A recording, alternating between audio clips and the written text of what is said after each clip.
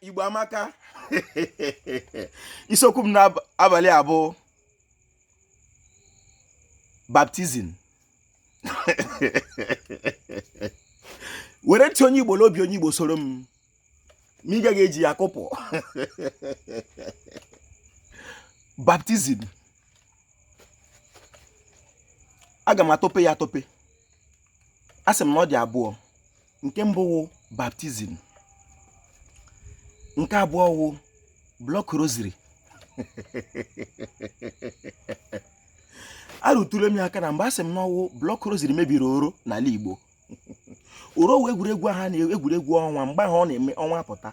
Ụmụaka apụta were aka ọcha na obi ọcha gbuo egwuregwu n'abalị. Nwa bekee ya amanya ya aka na be nna m. Nke abụọ baptizim. Baptizim bụ ihe ahụ nwa bekee iji manya onye Igbo aka nara onye Igbo aha ya. Mgbe ọ na-eme onye Igbo mụọ ọnwa. Onye mbọdụ bụ nna nwatakịrị ụzọ gụọ nwatakịrị aha mgbe ụfọdụ iwe ewe ya gụọ ya Batolomi ụsụ. Abụ m Mkpachukwu Ojabọ, a na-akpọ m Ojiọfọ. Abụ m onye olu okoro nke dị na Ọmahịa n'obodo nke Chineke.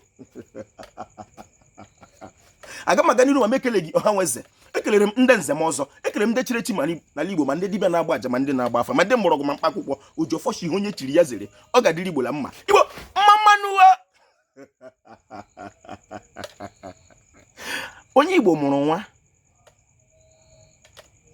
nwa bekee ya nara ya napụ anyị mgbe eke nwa mụrụ n'eke, were mgbe orie nwa mụrụ n'orie, were mgbe afọ.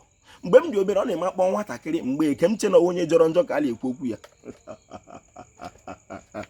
Nwa bekee ya were baptizim amụ onye Igbo, aha napụ ya aha Igbo ye gụọ ya aha ndị ha mma.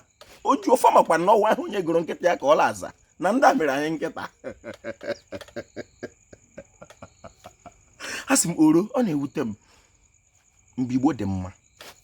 Ọ na-eme onye okenye nọtụ ime sigo mgbe ụwa dị mma. Mgbe ụwa dị mma wụ mgbe elu wala ọsa, mgbe a na-amụ eze ama ọwụ nke ala ada adọ. Ojiọfọ kelere Igbo olu okoro n'ozuzu ọ ga-adịru nna mma.